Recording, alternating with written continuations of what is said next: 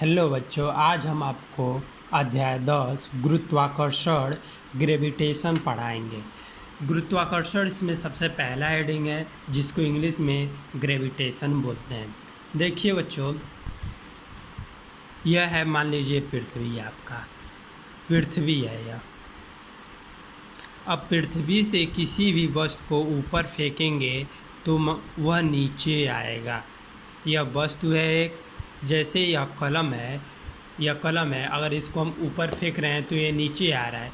इस प्रकार किसी भी वस्तु को अगर हम पृथ्वी से ऊपर फेंकते हैं तो वो क्या होता है, नीचे आता है। जैसे यहाँ पर यह वस्तु है, इसको हम ऊपर फेंकेंगे तो यह पृथ्वी की और नीचे आएगा। ये नीचे क्यों आता है?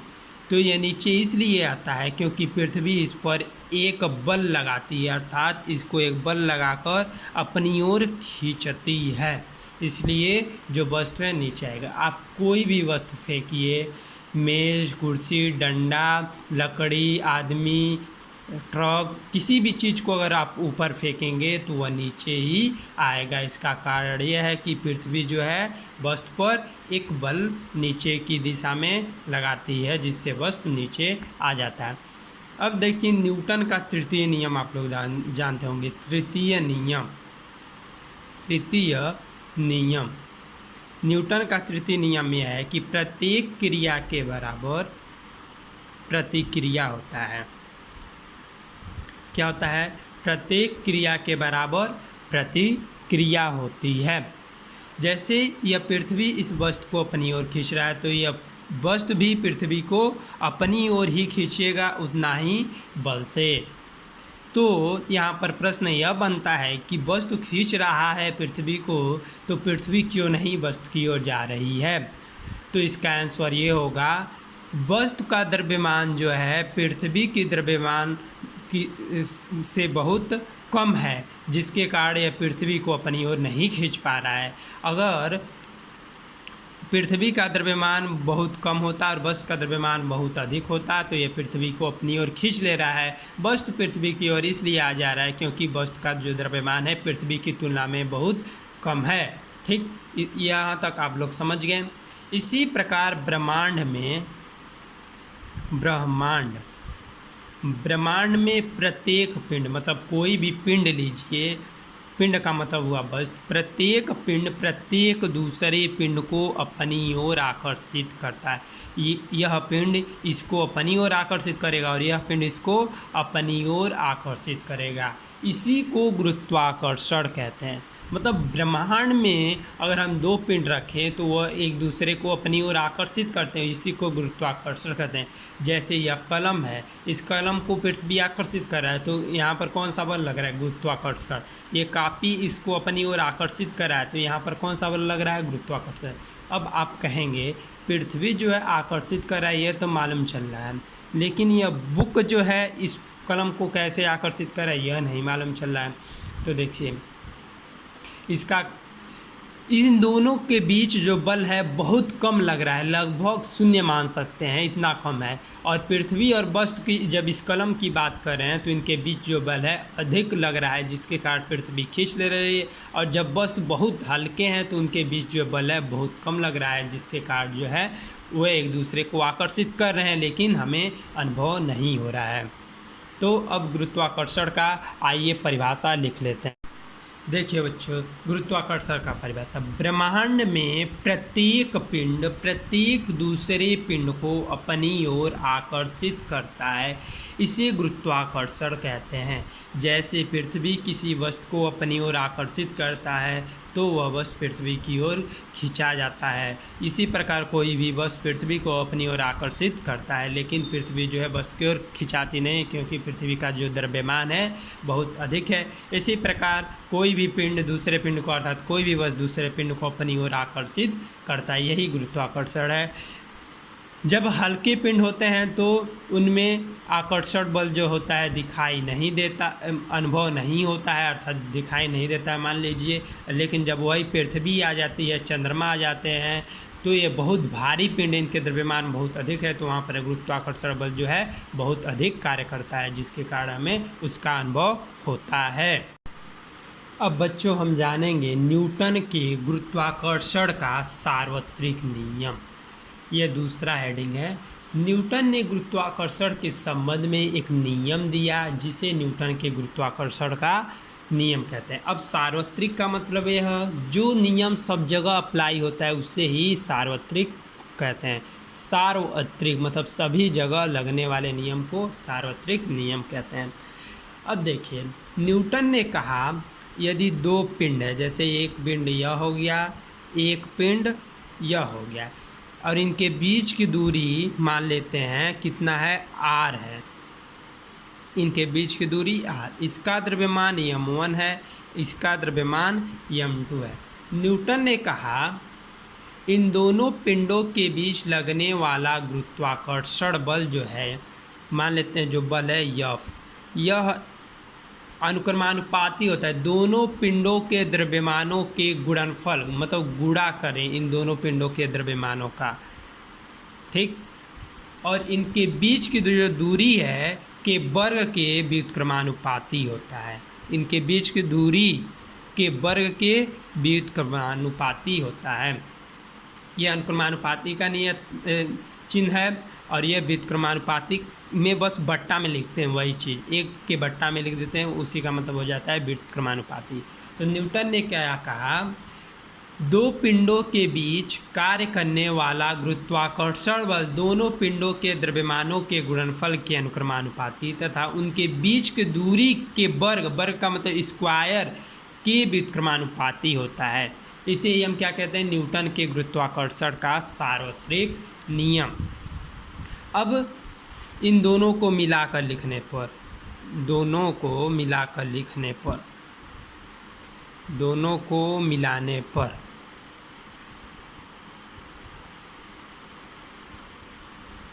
F हो जाएगा अनुक्रमानुपाती m1 इंटू m2 बट्टा r स्क्वायर। जब हम अनुक्रमानुपाती का चिन्ह हटाते हैं तो एक नियतांक आता है, यहाँ पर g नियतांक आएगा, m1 इंटू m2 बट्टा r स्क्वायर। तो गुरुत्वाकर्षण बल F बराबर क्या सूत्र बना, F बराबर g into m1 into m2 बट्टा r स्क्वायर। सबसे पहले हम इसके नियम को लिख लेते हैं और जो माने हैं उसको लिख लेते हैं, उसके बाद आपको हम बताते हैं, ठीक। देखो बच्चों, अब न्यूटन के गुरुत्वाकर्षण का नियम तुम लोग लिख भी लो। देखो, ब्रह्मांड में किन्हीं दो पिंडों के बीच कार्य करने वाला आकर्षण बल अर्थात गुरुत्वाकर्षण बल जो है उन दोनों पिंडों के द्रव्यमानों के गुणनफल के अनुक्रमानुपाती यहाँ पर लिखा है, ठीक, तथा उनके बीच की दूरी के वर्ग के व्युत्क्रमानुपाती होता है। यह बल दोनों पिंडों को मिलाने वाली रेखा के अनुदिश होता है। इसका मतलब यह है, यह जो बल है दोनों पिंडों को मिलाने वाली रेखा, जो दोनों पिंड को मिला रही है रेखा, इसके दिशा में लगता है। ये नहीं इधर नहीं लगेगा, इधर नहीं लगेगा, दोनों पिंड जो मिला रहे इस रेखा के अनुदिश लग रहा है। अब देखिए लिखा गया है, माना दो पिंड जिनके द्रव्यमान m1 व m2 है तथा इनके बीच की दूरी r है, तब इनके बीच लगने वाला गुरुत्वाकर्षण बल जो है नियम के अनुसार F अनुक्रमानुपाती m1 इंटू m2 होगा। F अनुक्रमानुपाती 1/r स्क्वायर, दोनों को मिलाने पर F बराबर g इंटू m1 बट्टा r स्क्वायर है। अब इसको आप पूरा बढ़िया से चित्र बना के जो है लिख लीजिए, ठीक। यहाँ पर लिखा है अनुक्रमानुपाती और यह है पिंडो, इसको बढ़िया से आप लोग लिख लीजिए, ठीक। अब जानते हैं g क्या होता है। g को अनुक्रमानुपाती नियतांक कहते हैं या सार्वत्रिक नियतांक। g को गुरुत्वाकर्षण का सार्वत्रिक नियतांक या अनुक्रमानुपाती नियतांक। यदि m1 बराबर m2 बराबर 1 kg तथा r बराबर 1 मीटर, अभी जो हमने चित्र बनाया था उसमें अगर m1 बराबर m2 बराबर 1 kg का दो पिंड ले लें और उनके बीच की जो दूरी है 1 मीटर ले लें, तब F बराबर g हो जाएगा। सूत्र में मान रखने से F बराबर g हो जाएगा। यहाँ से g का परिभाषा बनता है। परिभाषा यह बन रहा है कि जो गुरुत्वाकर्षण नियतांक है उस बल के बराबर है जो एक दूसरे से एकांक दूरी पर, मतलब एक दूसरे से 1 मीटर की दूरी पर या 1 सेंटीमीटर की दूरी पर या 1 मिलीमीटर की दूरी पर स्थित एकांक द्रव्यमान, मतलब एक केजी के द्रव्यमान वाले पिंडों के बीच कार्य करता है। तो इसका परिभाषा इस प्रकार से देंगे, गुरुत्वाकर्षण नियतांक उस बल के बराबर है जो एक दूसरे से एकांक दूरी पर स्थित एकांक द्रव्यमान वाले पिंडों के बीच कार्य करता है। ठीक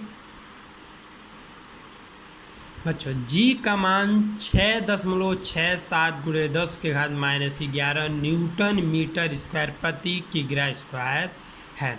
अर्थात जी बराबर क्या होता है, 6.67 × 10⁻⁻11 न्यूटन मीटर स्क्वायर प्रति किग्रा स्क्वायर। इसको आपको रखना पड़ेगा। ठीक, अब आइए जी का मात्रक कैसे निकालते हैं वह जानेंगे। ठीक, देखो जी का मात्रक कैसे निकालेंगे, तो हम जानते हैं कि यह बराबर जी इंटू m1 इंटू m2/r²। अभी इस सूत्र को हमने फाइंड किया। अब देखिए सबसे पहले जी का सूत्र लाते हैं, तो जी का सूत्र लाने के लिए यफ ये इधर भाग में है, r² इधर आएगा तो गुणा में हो जाएगा, गुणे r² बट्टा ये इधर m1 इंटू m2 गुणा में नीचे आएगा तो क्या हो जाएगा, भाग में हो जाएगा ना, m1 इंटू m2 बराबर जी। तो जी का मात्रक जी बराबर यफ इंटू r² अपान m1 इंटू m2। ठीक, अब देखिए यहाँ से जी का मात्रक बराबर हो जाएगा, जी का मात्रक बराबर बल, यफ क्या है बल, बल का मात्रक क्या होता है न्यूटन, बल का मात्रक न्यूटन। आर क्या है दूरी, दूरी का मात्रक एसआई पद्धति में क्या होता है मीटर, और मीटर पर स्क्वायर लिख देंगे तो मीटर स्क्वायर हो जाएगा। ठीक, बट्टा m1 क्या है द्रव्यमान, द्रव्यमान का मात्रक किग्रा, m2 क्या है ये भी द्रव्यमान है, द्रव्यमान का मात्रक क्या होगा किग्रा। अब देखिए बराबर क्या हो जाएगा न्यूटन, गुणा का चिन्ह जो है मात्रक में डैश से दर्शाते हैं, मीटर स्क्वायर, और बट्टा को प्रति, और किग्रा गुणे किग्रा क्या हो जाएगा किग्रा स्क्वायर। तो जी का मात्रक क्या है न्यूटन मीटर स्क्वायर प्रति किग्रा स्क्वायर। इसी को शॉर्ट में ऐसे लिखेंगे इंग्लिश में, न्यूटन मीटर स्क्वायर प्रति किग्रा स्क्वायर, या इसको ऐसे भी लिख सकते हैं न्यूटन मीटर स्क्वायर, और यह ऊपर जाता है जब भाग में है ऊपर जाता है तो घात जो है -2 kg पर -2, न्यूटन मीटर स्क्वायर kg पर -2 या न्यूटन मीटर स्क्वायर प्रति किग्रा, ये मात्रक जो है यहाँ से है। अब इसको आप लोग तैयार कर लीजिएगा, कोई दिक्कत आए तो पूछ सकते हैं।